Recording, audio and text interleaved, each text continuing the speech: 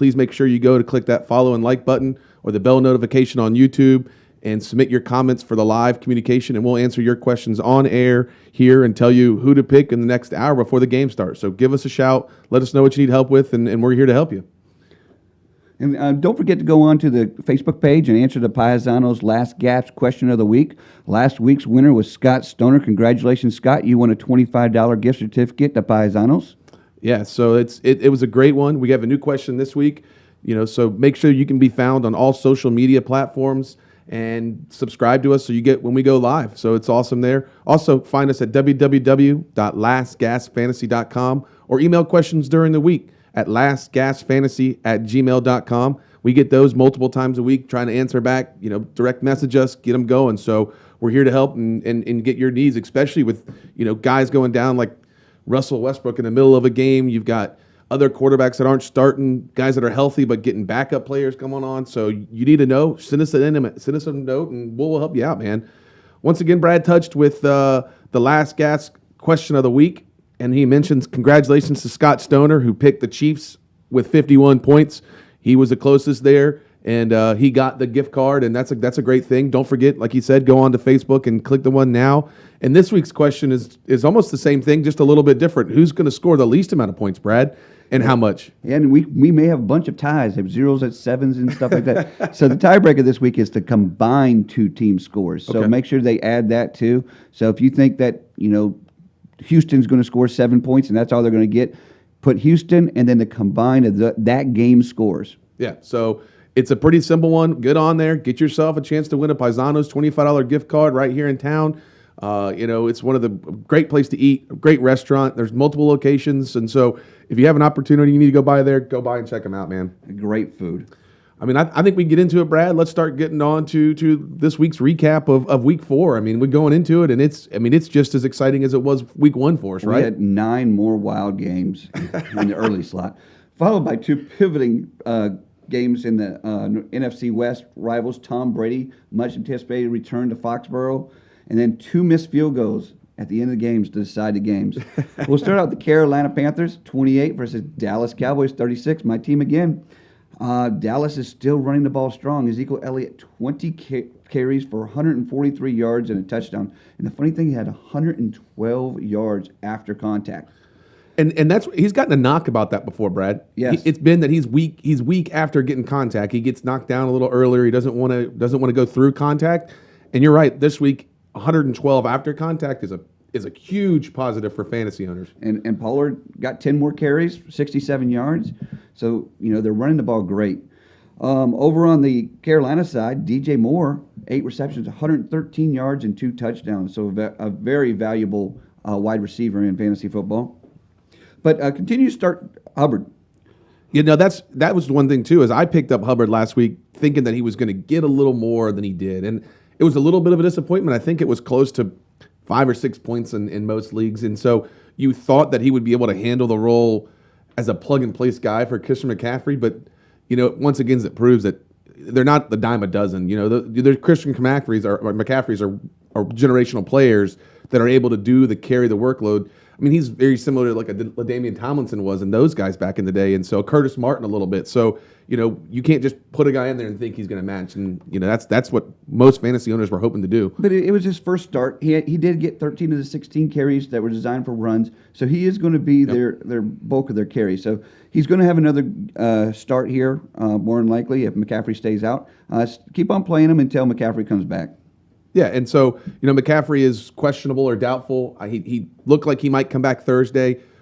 He doesn't look like he's going to play, in my opinion. So I would not take the chance of starting Christian McCaffrey if it's not at least 75% that he's going to play. And, I mean, if he's playing, you got to start him. But I just don't believe he's going to take that chance and give themselves an opportunity to get hurt more. So.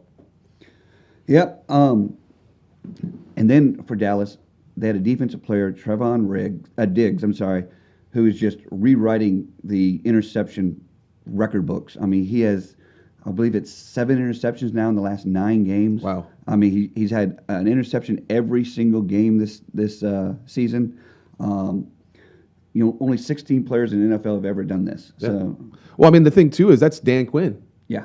Ex Atlanta head coach. We know Dan Quinn around here big time as local Gator guys. So, he's always been a heck of a defensive-minded guy. Well, that was a great hire for Dallas to go in there and put a great defensive coordinator in there. A guy who has NFL coaching experience, head coaching experience, can go in there and run a defense like that. I mean, in the pickup, Micah Parsons from Penn State as a rookie has been all over the field for that defense, and he's almost unstoppable. He's been not playing like a rookie whatsoever.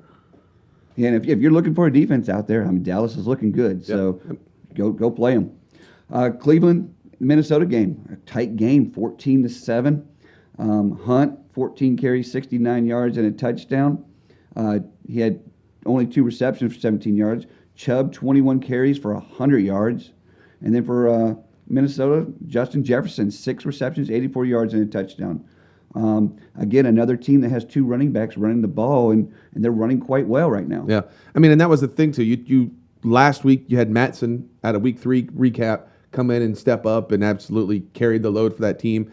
Delvin Cook's come back, still kind of questionable. They're going to be splitting carries, and I think it's a smart move for this team to save Cook.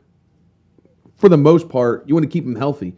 And I think it's very similar, like you're saying with the Dallas thing, is that it's not great for fantasy owners having the double thing, but as a team and the following, you want to have both these guys excelling and doing what they're doing. So potentially for fantasy, you don't want to see these splits, but hopefully if they both can do it well, scoring 7 is not going to cut it well for anybody in fantasy, even the quarterback situation. And this kind of leads into the question we start out with on the Facebook message board. What do you have as a Cook owner this week? Start him despite minimum workload, or start Mattson in a tough to find if it's to bench Cook if he plays. But what do you do? Yeah. Mattson's going to steal some carries. Yeah. Cook is not 100%. So it's tough. I'm benching both of them. I'm trying to go find another alternative running back, and we will discuss a couple of those as we go through the show today. But I'm benching both of them. To me, you're kind of in a catch-22. You really have the potential that somebody's going to snake a TD. And is it the guy you start, or is it the guy you put on the bench? And if Cook plays, it's going to be early downs, first, second downs. It's not going to be the hard 2 or 3 yard run. And if he scores, it's going to be from 10 yards out. So if you think that they're going to be able to do a dump pass or a dink over the top and he's there and it's a swing, he's going to have a touchdown probably that way. But if they get down to the goal line, it's Mattson. Mattson's going to get in there, and right. I think he's going to snag that late TD and steal away the points. It was kind of like back in the day when the Giants had Thunder and Lightning with Barber and Rondane that would just be right there battling it out. When he would run it down the field, go 80 yards, and he'd go in and snag the TD. So it's a tough question to battle.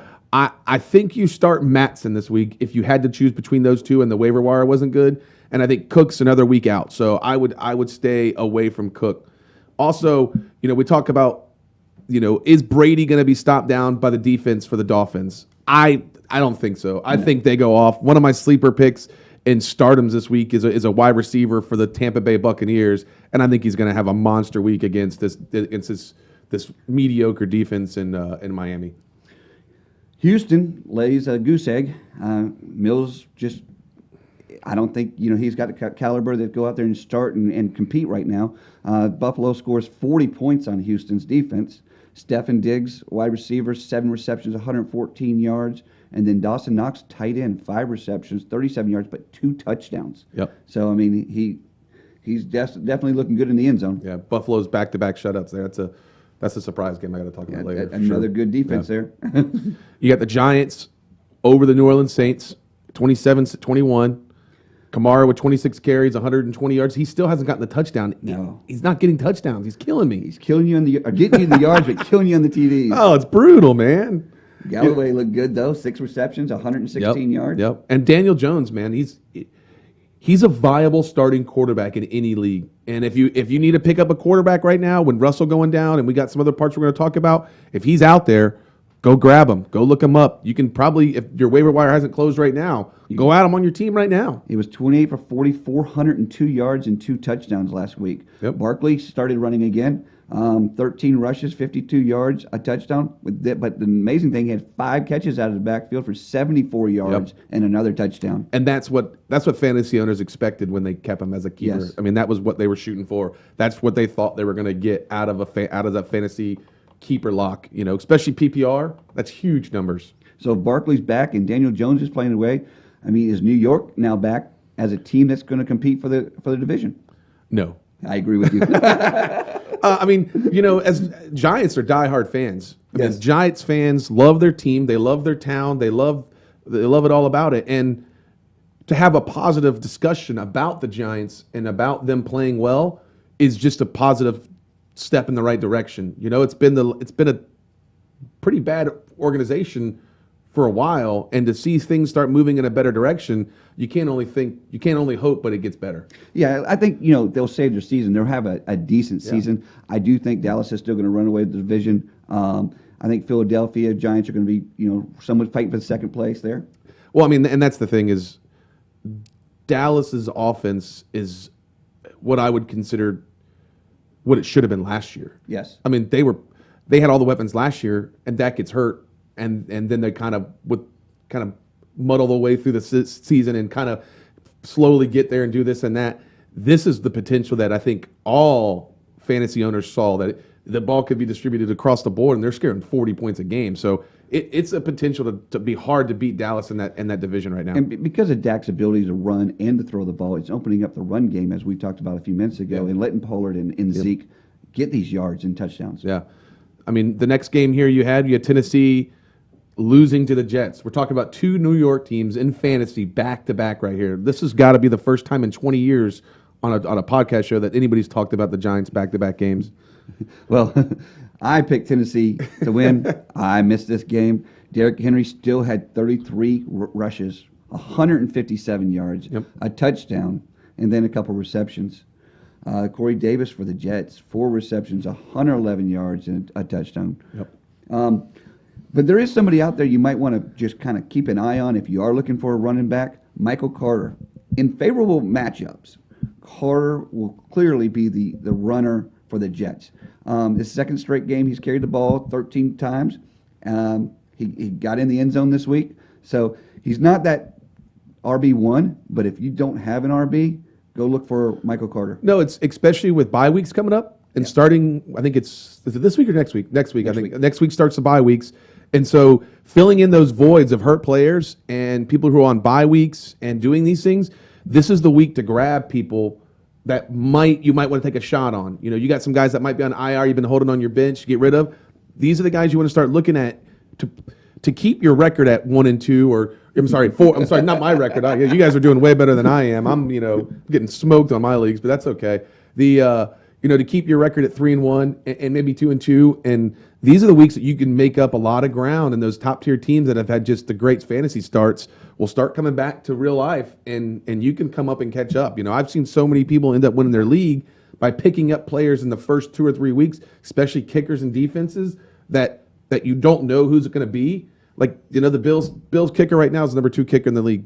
Yep. And so he was available on waiver wire last week. Right. And that's 20 points a week. I mean, they're scoring 40 points a game. Kickers are not easy, and if they're scoring 40 points, he's getting field goals and extra points.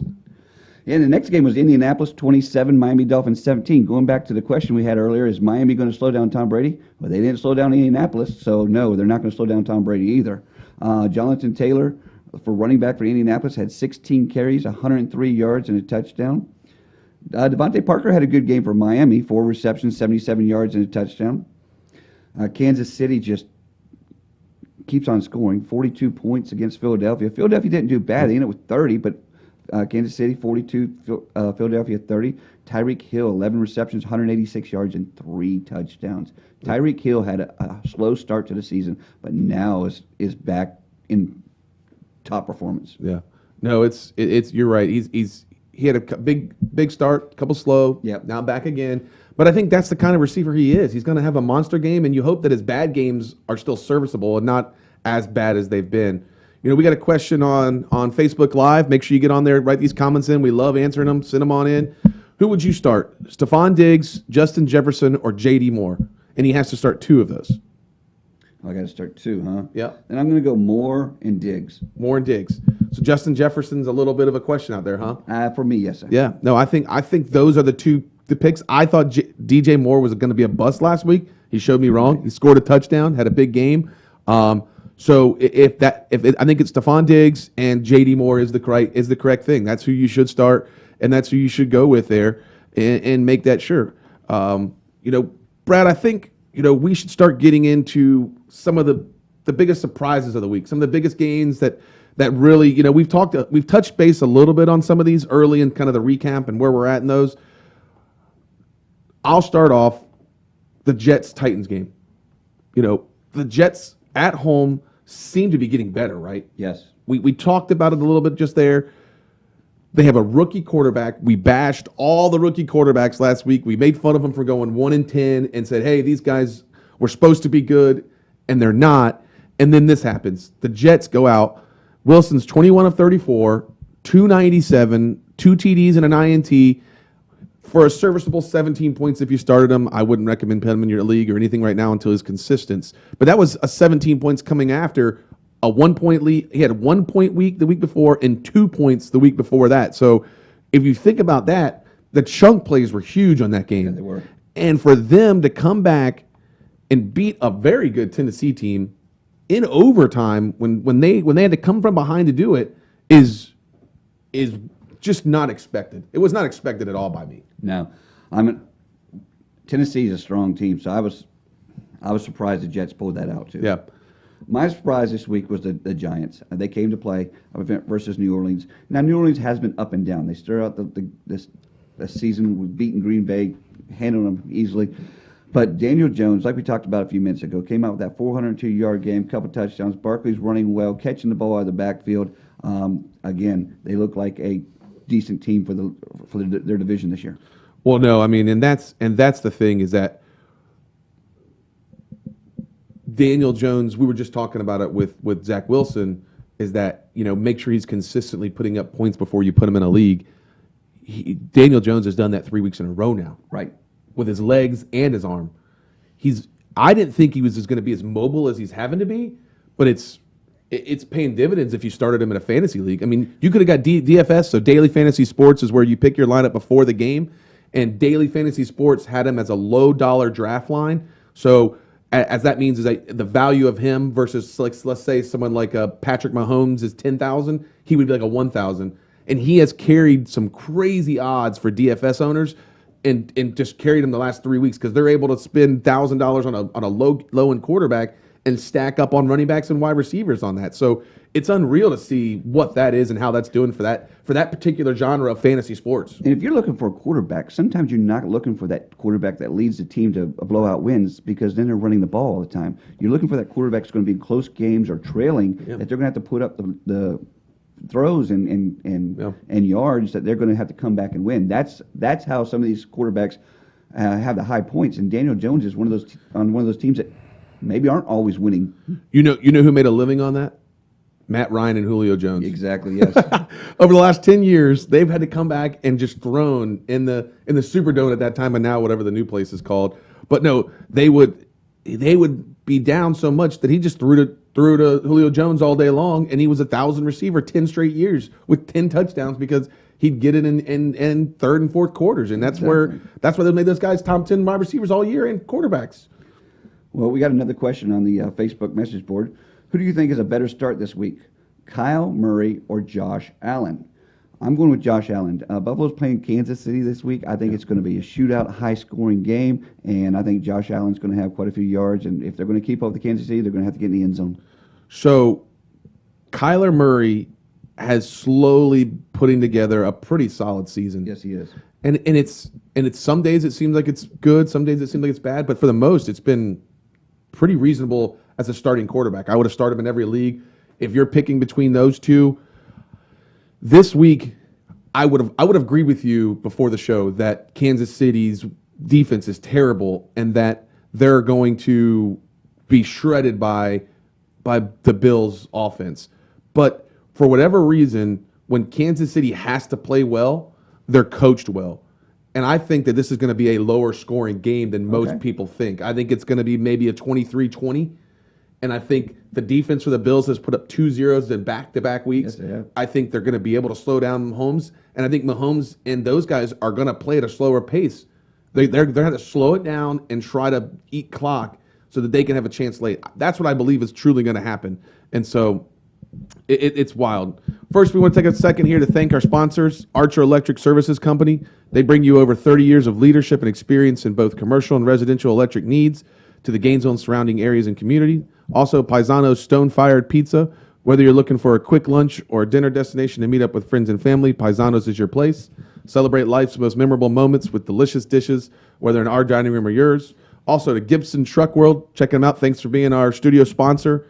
Spurrier's Gridiron Grill and Visors for this location that we do the show at. And also Weedy Markin for doing the production part on the back end of here. So thanks to all our sponsors. If you want to be a sponsor, still room. Call us up. Hit us up on lastgasfantasy@gmail.com. Send us it in and give us a shout out. We'll be there. Also go to our webpage, www.lastgasfantasy.com. You'll see the rate card on there. Click on it, send it in, send us a message, and we're more than happy to have you on as a sponsor and have us support the show. So it's great, Brad. So TJ, what performance surprised you the most this week? And it's surprising because me and you both see things a little differently. Like we can talk pretty well on sports and things, but some of the things you look at is different than the things I look at. But we both had a surprise player here who's playing now in London with the Jets in Atlanta. We both picked Cordarrelle Patterson. Nobody saw him producing like this for Atlanta the way he has been. Now he had a great game last week. He's been showing a little bit of stuff. My only concern with Cordell is he's not getting a very high percentage of the plays. Right. When he gets in, he's doing great with it. I think we were talking on the way in today. I said, Cordell Patterson, you told me he was out in concussion protocol in this game. He's back in the game now playing. He's a guy you're putting out to me on the trade wire. Hey, anybody want him? Anybody want Cordell? What can I get for Cordell right now? Well, I mean, and that's the thing too is, as a surprise, I'm going to read his stats right now, and they're starting the third quarter. He's thrown a pass, he's ran the ball 9 times for 45 yards, and he's caught 4 passes for 46 yards. So he's doing everything for them. He's being a multifaceted player. So as a fantasy guy, he has potential in 3 assets to be able to score points for you. So he was under protocol for concussion a little bit early in the game. Seems like he's healthy. He's back, and the Falcons are leading 20-9 right now in the third quarter. So and Atlanta did not look good early in this season. They needed someone to step up. Cordell is the one who has stepped up and gotten this team a little bit of fire. Yeah, no, it's great. I mean, it really is what Atlanta, and Kyle Pitts gets a touchdown. I mean, it's fantasy owners picked him it's taken 5 weeks for him to get it, but he gets it. It's great to see that. Brad, what were your biggest disappointments this week coming into this week and seeing what happened after last week's games? It continues to be Houston. They started out with a win over Jacksonville. Tyrod Taylor looked decent. He goes down and gets hurt. Mills takes over the team, and they put up a goose egg this week. If Tyrod Taylor does not come back, I don't know if Houston wins another game. Well, and I mean, that's what's tough about that is Jacksonville played them, and they look like the best team in the league. And then 3 weeks later, this is what I thought Jacksonville was going to be playing. Exactly. And Jacksonville would have beat the Houston Texans today. Yes. The way that they're playing. Now, with their coaches, that's a whole other story, but we won't get into that. But, yeah, so I'm with you on that. My biggest disappointment for this were the Saints. I talked about on the show last week that it was potential for the New York Giants to get their first win. And I didn't pick them in my league, my pick'em league, which now I kick myself in the butt for doing that. But they go in, they come back, score 10 points in the last, I think, 7 minutes of the game, kick a field goal to tie it. Then they get the ball to start the overtime and walk the dog on the New Orleans Saints. I mean, they went down that field, and it didn't look like the Saints even wanted to be out there. I agree. And the Giants as a team, I was talking to a friend, and they said, I believe that theirs is one of the hardest schedules in the league. They've got some tough teams to play out of conference. And when they lost to Atlanta, I was like, man, I don't see them getting another win this season. And then to go into New Orleans and beat them, I mean, unreal. I mean, it's a disappointment for the Saints because you just came back, and I even did the thing on them last week where they're donating $1,000, and it's such a good Samaritan, and like they're coming home to their stadium there, and the fans are going to be pumped, and then you go and lay a goose egg and lose in overtime. Yeah, I mean, with Winston as the quarterback, you don't know what you're going to get each week. Kamara is pretty steady. He's running the ball great, but if that's all they've got, if Winston doesn't come into play, I mean, I don't know if New Orleans is going to make the playoffs this year. Oh, they're not making the playoffs with Carolina and Tampa in their division. They're just it won't happen. If you had to start Josh Allen or Pat Mahomes, we had a Facebook question. Who would you start? That's the same game. They're facing off against each other. I think it's going to be a great game. Buffalo's defense is looking strong, so I'm going Josh Allen. Going to go Josh Allen over Patty Mahomes. Yeah. Well, I mean I've got to go Pat Mahomes. Okay. And it's not because I don't trust Josh Allen. I think there's more. The Bills' defense is tough, so I think that I think both are going to be serviceable. I bet you they're within 5 points of each other at next week's fantasy total. I bet you they both score 25 points, have 2 TDs and 300 yards passing, and the game's going to be, like I said, 23-20. And you'll have a good output from both guys. The great thing on this game is you have 2 potential quarterbacks that are going to have ceilings that are just out of this world. I mean, they could have a 400-yard game and 4 touchdowns. Yep. Either one is going to be a great start for somebody. No, it really is. And I mean, if that is your 2 quarterbacks and that's who you're going to be doing it with, I mean, that's a great decision to have. You know, we were talking about some highlights a little bit of last week. The Bucs going into New England. You know, that's my team. I'm the Bucs guy. I love the Bucs. That's who it is. How the Vegas odds makers know how to do what they do is beyond me. There's no way that I thought that game was going to be 3.5 points or even close to that. And yet it comes down to a missed field goal, 56-yard, hits off the post on the left, and Tom Brady now is one of 4 QBs that has beaten every team in the league, along with Peyton, I think Brett Favre, and I think there was one other, I can't remember the name. But, you know, Brady goes back in, beats him in Foxborough, and it's just, you couldn't write the script any better. But it was a wild game because of the weather, too. Yep. I mean, it was pouring down rain. I don't even know how they were throwing the ball some of the times. I mean, when they were on the TV, when they were showing up at the boxes, you could see how hard that rain was coming down. You couldn't see the people in the boxes half the time. And, you know, as a fantasy guy and what we're talking about, it would be reminiscent of me to not mention how well Mac Jones played. Oh, yes. You know, we were talking about Zach Wilson as a rookie quarterback coming in. Mac Jones played not like a rookie quarterback in those conditions to make the team play well, move the ball down to put us in the last minute to have his team have an opportunity to kick a game-winning field goal. Showed a lot of courage and guts and pizzazz. And if you're a Patriots fan, you've got to be pumped about that moving forward. And for Tampa, I think Leonard Fournette just secured the number 1 running back position for them. Jones, I don't even know if he's in the picture anymore. I mean, Fournette ended up with 20 carries that game for 91 yards. Yeah. And, you know, both the Cards and the Colts go on the road. Colts are back in that division now at 2-2. The top 2 teams in there lost last week. So I think it puts them back in the hunt here for that division. I mean, so, you know, the Cards are slowly hanging out there out in the West. They're plugging away at 3-1. Yep. You know, so it's great. You know, like we talked about, the Chiefs handle their business, get back to 2-2. So there's going to be a lot of races that end up like the NFC, like your division, where I think it's going to come down to the last week with that extra week game 17, which fantasy owners are going to love. But it's wild. Great for football. No, it's great for football. Right now, we're going to take a break. We'll return to you here after this, and thanks everybody for listening and watching. Looking for more reasons to celebrate? We have them here at Celebration Point. Enjoy some of the newest additions to our already celebratory lineup, like Dave & Buster's, Les Macarons, and Prime and Pearl. There's always a reason to celebrate. Join us anytime for any occasion. Celebration Point, where Gators come to celebrate. Gibson Truck World's expert team of sales and service staff will show you why we have been the pioneer of used trucks since 1995. With our 1-year bumper-to-bumper warranty valid across the entire United States, our exclusive 15-day exchange policy, and our $1,000 best price guarantee, it's easy to see why we're the #1 used truck dealership in all of Florida. Please call, visit, or explore our website today to see for yourself why we are the king of trucks.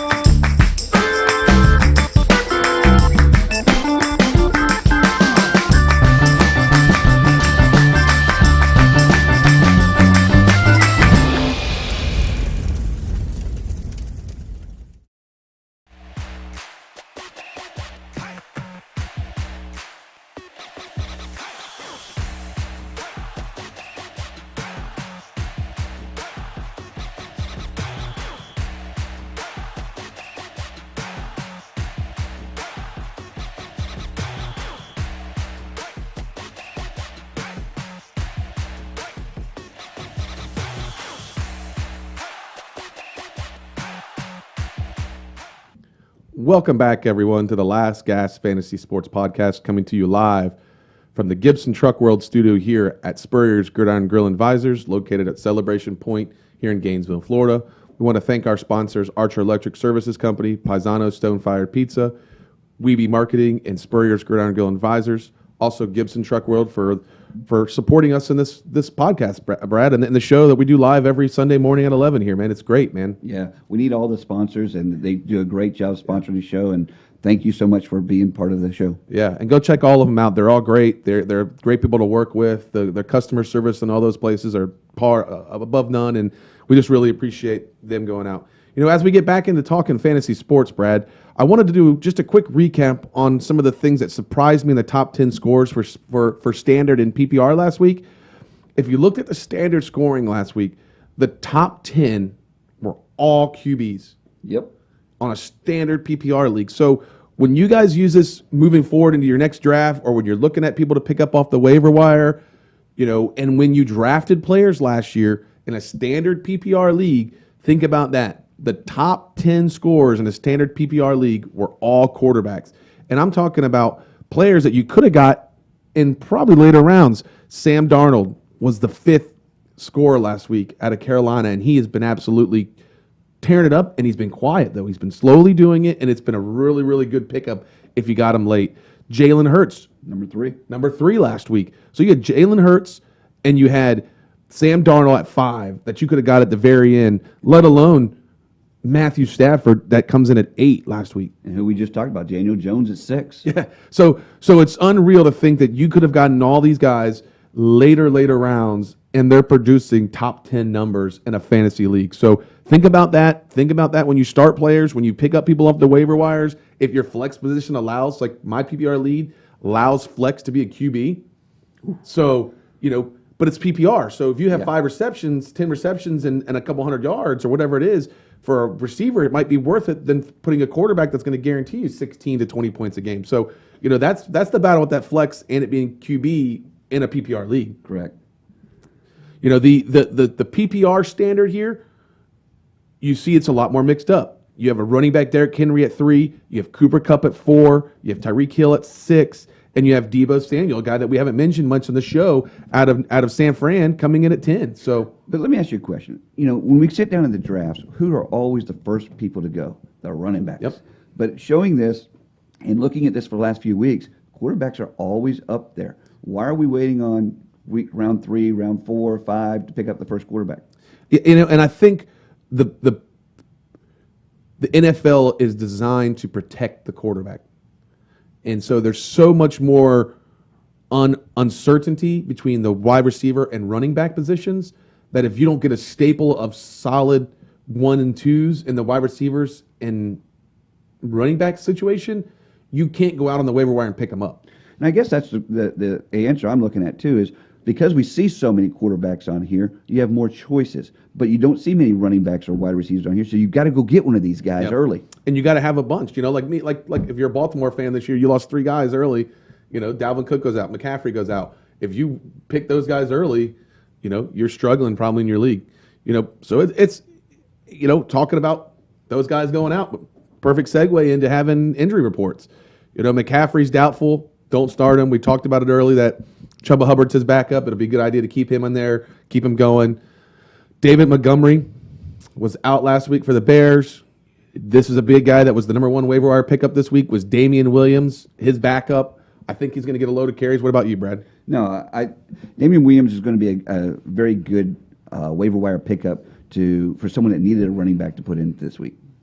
So, who else you got out? Anybody of note? Well, I mean, just happened Thursday night, I believe it was, but Russell Wilson went out for, it looks like 4 to 5 weeks now. So it's another one that you need to go out and see, you know, one of these guys that are on this list. You know, can you go pick up a Daniel Jones or somebody to replace him and have a good starting quarterback? No, yeah. So that's a big blow to Seattle, and they've already had a kind of a tough season. So it's tough. You know, Aaron Jones and T. Higgins are both questionable. And so they will be questionable out there. So you got to keep an eye on that and see what's going on there. So keep an eye on there. Joe Mixon's hurt. It doesn't look like he's going to play. Great pickup right now is Pirine. Go see if Pirine's available and put him on your roster. Yeah, so that's a great Samaje Pirine, great pickup there.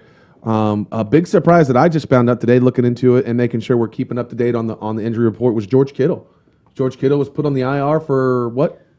Is minimum 3 weeks, I believe. Minimum 3 weeks. So he's out for 3 more weeks. So if you need a tight end, you got to go grab somebody. Pick up somebody like if the Dallas tight end Schultz is available, he might still be available out there in some leagues. So he's a backup you can pick up in the last minute. He's done well. So keep an eye out for that. Mercedes Lewis has done okay a little bit for Cincinnati, right? He's a good pickup late. Dawson Knox over in Buffalo. Yep, Dawson Knox was the number one. I think number 4 waiver wire pickup this week. Yes. So these are tight ends that if you had Kittle, you need a last second change. Games haven't started yet. Go grab him, get him in the game, get him started up there.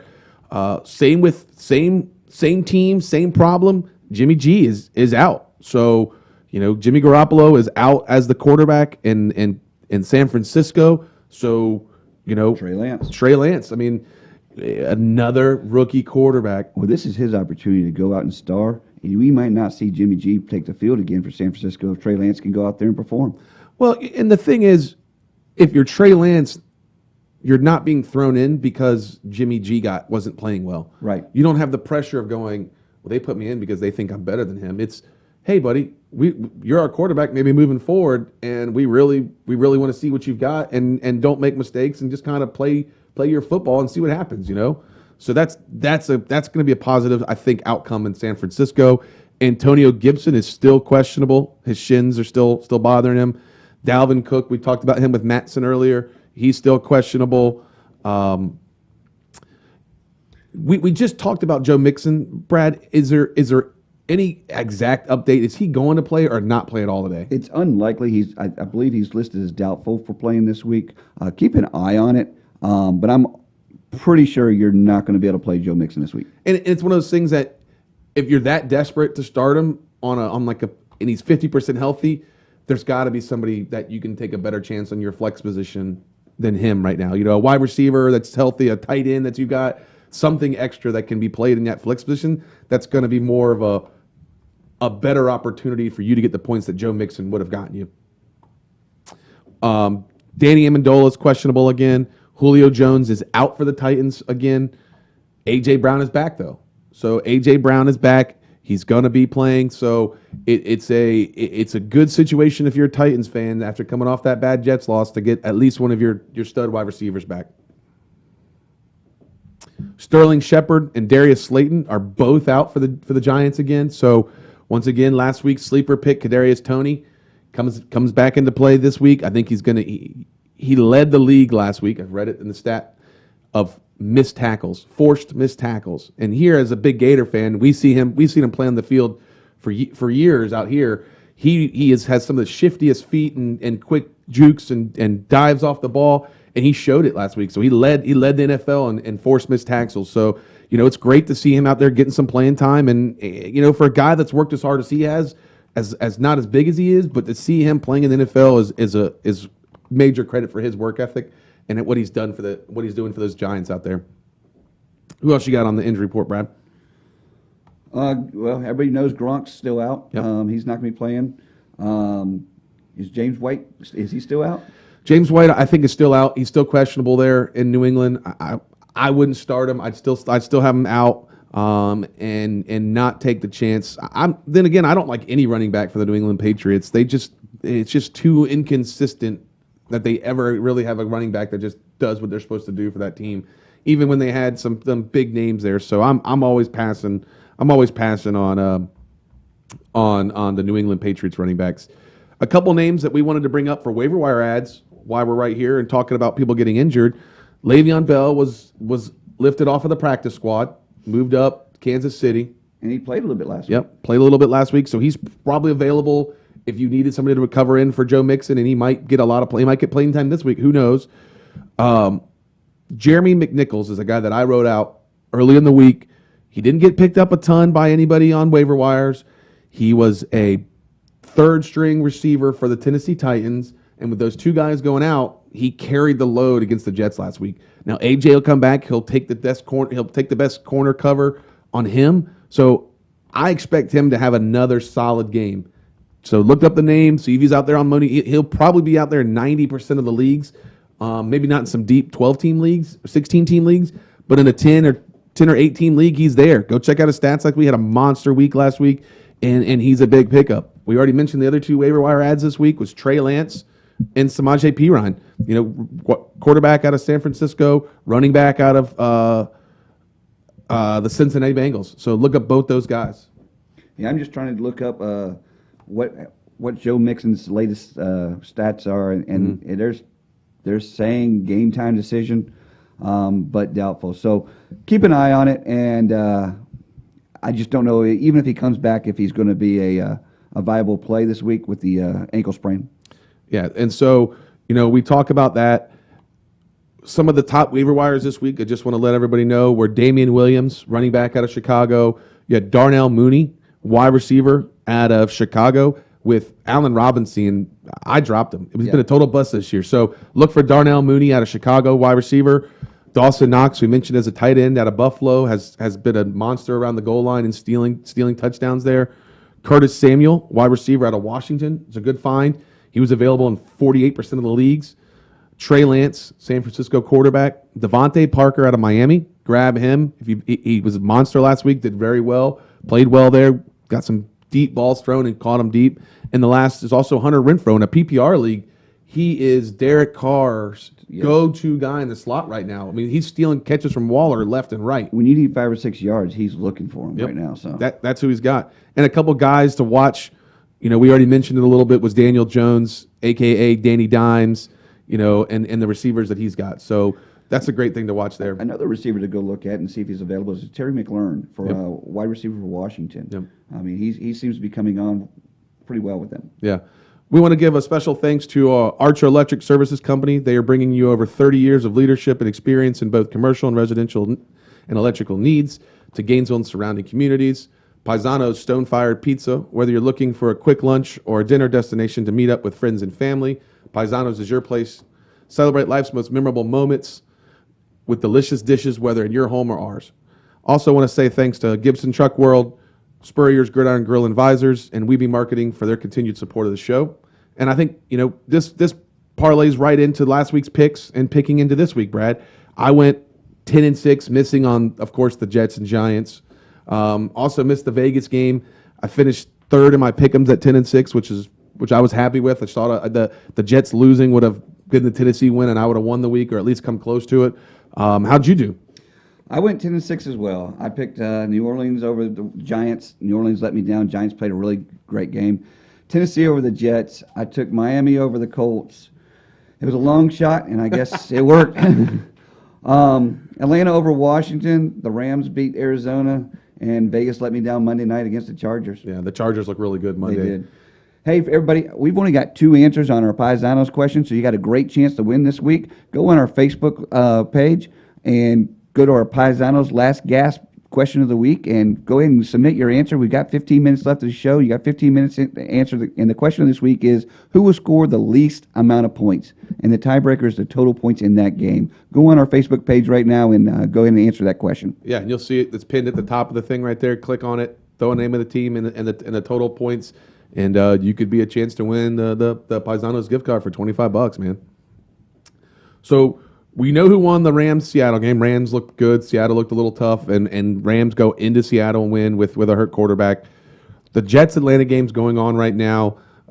It's still 20-9 right now. Atlanta's beating the Jets and keep going that direction. So we'll see how that continues to play out as the show unfolds. We've got Green Bay at Cincinnati. Green Bay is only getting minus 3.5. So Cincinnati at home is getting 3.5 against Green Bay. That Cincinnati's defense is tough. Who do you like in that game? I've been strong on the Aaron Rodgers this season. After the week 1, I knew he was going to have a comeback games and stuff like that. But I'm going to go Joe Burrows and pick Cincinnati to win this game. So I'm there too. I think Cincinnati at home with that defense is going to play well. If the problem is Cincinnati's been very sluggish in certain games. They come out slow. They don't play well, and the next thing you know, they're having to play from behind, and that team just doesn't play well from behind. I mean, I don't know any team that really does, but at the same point, they need to start fast against this Aaron Rodgers team and get out early, kind of like New Orleans did week 1, and put the pressure on them to make mistakes. And I think if they can, they will. And I mean, Green Bay's quarterback issue is still there. I mean, he's still heads out of the. I mean, he's playing well in the field, but he's not a leader in the locker room right now. And so I'm with you. Cincinnati wins that game. Detroit at Minnesota. Detroit's getting 8.5. Interdivision game. Who takes it? I think Minnesota's going to dominate the ground game in this one, and they're going to control the clock, and it's going to be a close one, but I think Minnesota's pulling this out. Yeah, I think so too. I think Minnesota wins that game. We got a 0.5 game between Denver and Pittsburgh. Denver's Teddy Bridgewater was cleared from concussion protocol this morning, right? Yes. And he is playing, and it's at Pittsburgh, which Big Ben was on the ground more than the linemen last week, and he was getting beat up and looked tired. Yeah, with Teddy being back, I'm going Denver. I don't know who's going to put up points in this game. Denver was playing pretty slow. Pittsburgh's looking to play slow.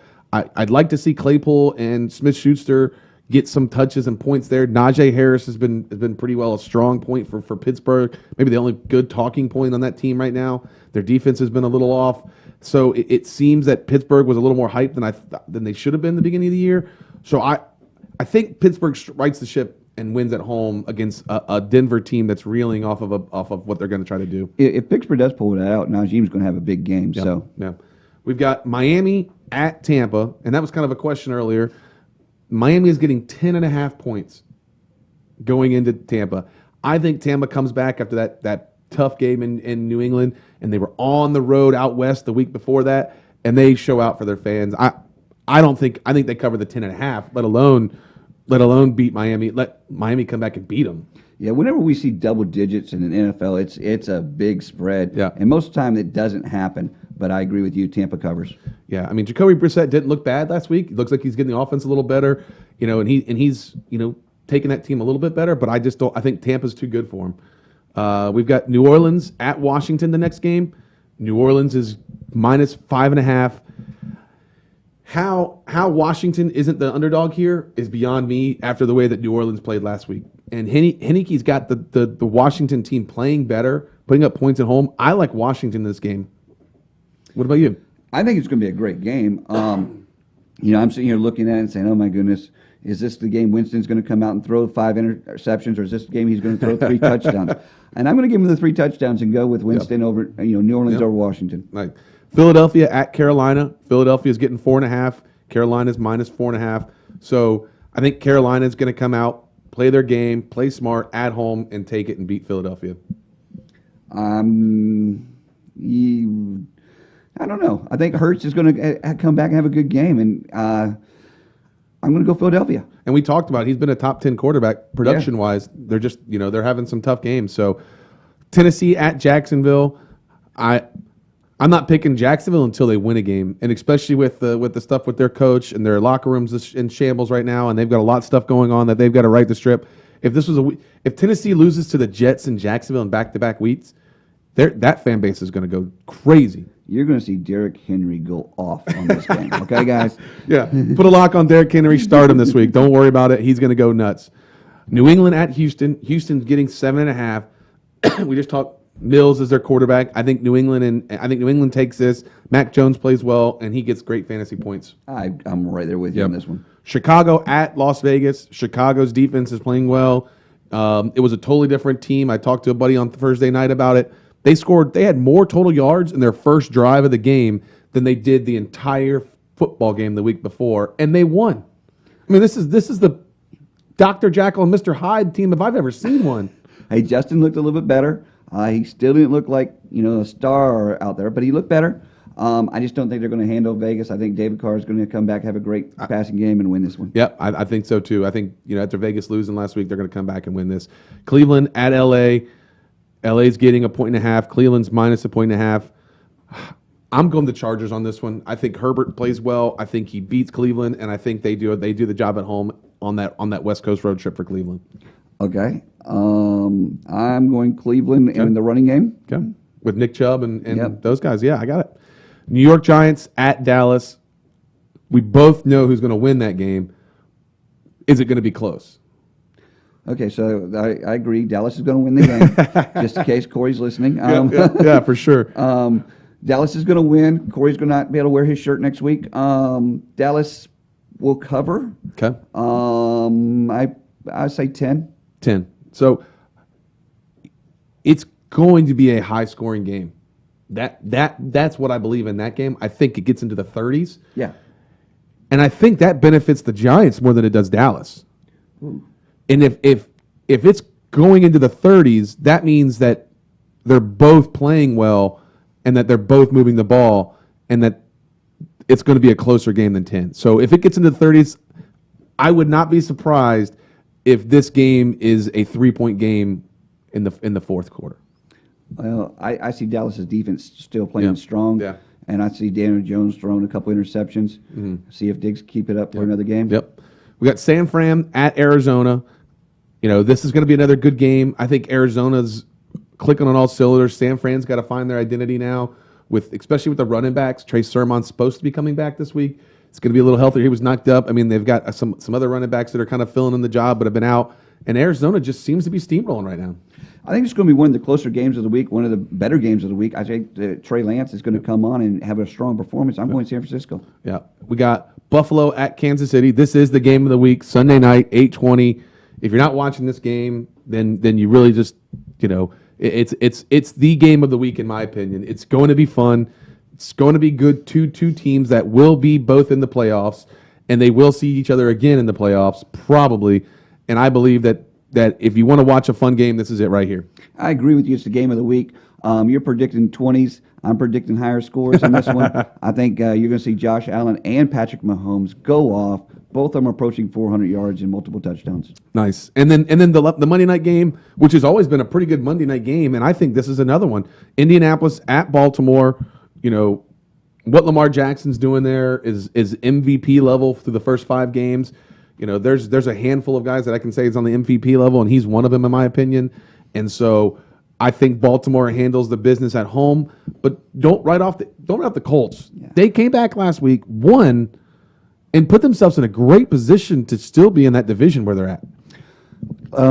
Yesterday I was tailgating at the Gator game, and I ran into a young lady named Kim Swain, which her dad is Rick Swain, which is Lamar's high school coach in down here in Florida. And she said Lamar was this special player. She said she was calling people, come watch this guy in high school when he was playing in high school. Lamar's going to dominate this game, and Indianapolis doesn't have a chance. Yeah, well, that's there. I mean, he's been doing that to a lot of teams. He's making a lot of teams look bad, and to see some of the things that he's doing is special there. He doesn't have a lot of big support casts, but he's carrying the load, and it's really good to see. Moving that down. Yeah, real quick question on the Facebook message board. Should I start Ezekiel Elliott even if he's questionable? They're going towards him playing this week. If he plays, he's definitely a start. Yep. We're going to recap the start him and sit him last week. Last week we said start Josh Allen. He went 26.5 fantasy points, was a must-play. He's a must-play this week. The starter this week, and he's been silent for a couple weeks for me, is Chris Godwin. I think he's going to go off this week. I think he's going to have a big week against Miami. We talked about that defense. We talked about that game coming back to Tampa, so let's see what they're going to do. Sit him this week. The last week's sit him was Tyler Lockett, Brad, and I actually got to see 2 times that he can sit him because when I told you to sit him, he got a 2.4 that Sunday, and then he played Thursday night and got a 5.7. And so 2 weeks in a row, Tyler Lockett has gotten less than 6 fantasy points after producing the first 2 weeks a 23 and 24. So as a fantasy owner, you're absolutely just floored right now that you go, how can you be that much of a turnaround from week to week? And I don't think it's going to get any better with Russell Wilson going down in that area. My sit-em this week is Devontae Adams. So some people are like, what? The number 1 wide receiver for them? And they're like, you're doing what? Yes, I think Devontae Adams is going to have a not a strong week. I think he'll get a couple passes thrown. I mean, he's going to be involved, but he's not going to be the numbers that you think he is. So I'm going to say sit him. We'll see how that turns out. And I'm sure you don't agree with that, but that's all right. Now, my stardom is definitely Josh Allen and Patrick Mahomes. Again, it's going to be a shootout. Sit him. It's a tough one for me. Yep. I mean, you can sit anybody on Houston, you'll be fine. And my sleeper of the week is the Cincinnati running back, Samaje Perine. Perine, sorry. Yep, Samaje Perine. Yeah, we talked about it a little earlier. He's going to be splitting the carries, but I think he's going to get a majority of them, and I think you're going to see him have a breakout game and at least a touchdown. Yeah. My sleeper this week is Danny Dimes. I think he's going to light up Dallas.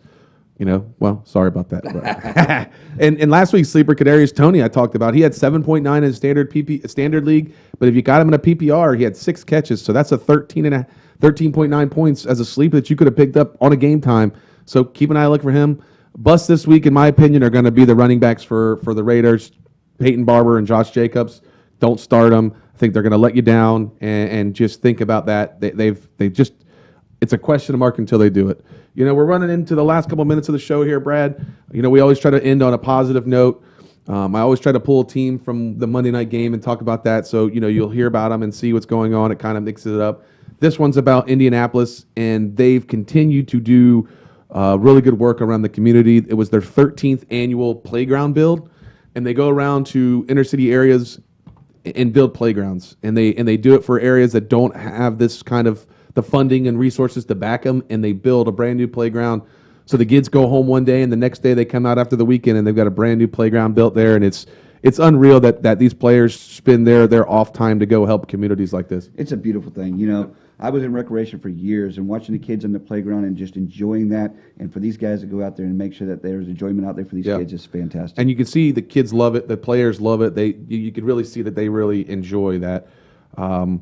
Brad, as we wrap it up here, man, I want to say a special thanks to all of our comments and views that came in on Facebook and YouTube Live. Remember to follow and like us on those things. You can find us at Last Gasp Fantasy Podcast every Sunday morning starting at 11 a.m. I want to say thanks to our sponsors, Gibson Truck World, Archer Electric, Piesano Stonefire Grill. Go out and check them out.